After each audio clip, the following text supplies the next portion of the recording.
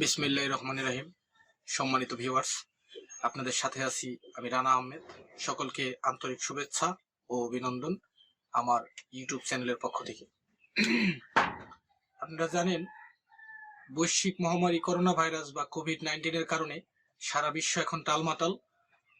বাংলাদেশ সহ পুরো বিশ্বের গভর্নমেন্ট, নন গভর্নমেন্ট সব ধরনের অফিস আদালতই প্রায় বন্ধ বলা যায়। তবে আমাদের দেশের সরকার বাংলাদেশে যে 58টি মন্ত্রণালয় রয়েছে তার মধ্যে 45টি কন্টিনিউয়াসলি কাজ করে থাকে। এক একটির আবার একের বেশি মন্ত্রণালয় অধীনে রয়েছে। তো 18টি মন্ত্রণালয় নতুন করে কাজ শুরু করেছে।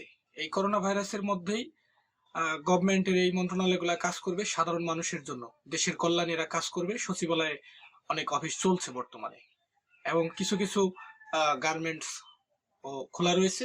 তারা বিশেষ সিকিউরিটির মাধ্যমে তারা কাজ করবে, এটা শোনা যায়। তবে আজকে মাননীয় প্রধানমন্ত্রীর একটি ঘোষণা এসেছে, বাংলাদেশের স্কুল, কলেজ, ইউনিভার্সিটি সকল ধরনের শিক্ষা প্রতিষ্ঠান সেপ্টেম্বর পর্যন্ত ক্লোজ করা হয়েছে। তবে এর মধ্যে যদি আমরা এই করোনা ভাইরাস বা কোভিড-19 থেকে ইমপ্রুভ হতে পারি বা কিউর হয় বা মুক্তি পাই, তাহলে অবশ্যই এটাকে শিথিল করা হবে।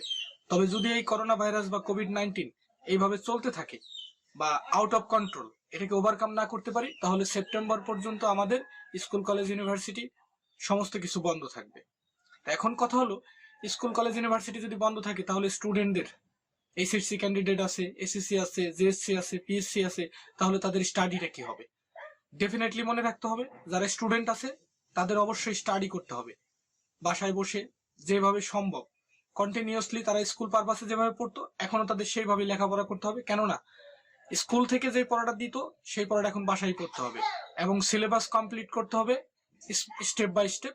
কোনো রকম কোনো গ্যাপ রাখা যাবে না। যেহেতু সেপ্টেম্বর পর্যন্ত ক্লাস থাকবে না, তাই ছাত্রছাত্রীর অনেক পেছনে পড়ার একটা স্কোপ রয়েছে। এইভাবে যদি কন্টিনিউয়াসলি ক্লাস করা যায়, অটোমেটিক্যালি প্রত্যেকটা সাবজেক্টই গ্রো করবে। তো সম্মানিত ছাত্র সমাজের উদ্দেশ্যে বলবো, যারা স্টুডেন্ট আছি অবশ্যই এই গ্যাপটাকে কাজে লাগাতে হবে, পড়ালেখার মধ্যে থাকতে হবে, ডিপ স্টাডি করতে হবে। তাহলেই ভালো একটা স্মার্ট একটা রেজাল্ট করা বা ভালো ভালো ব্রিলিয়েন্ট রেজাল্ট আনা সম্ভব। Thank you so much everyone.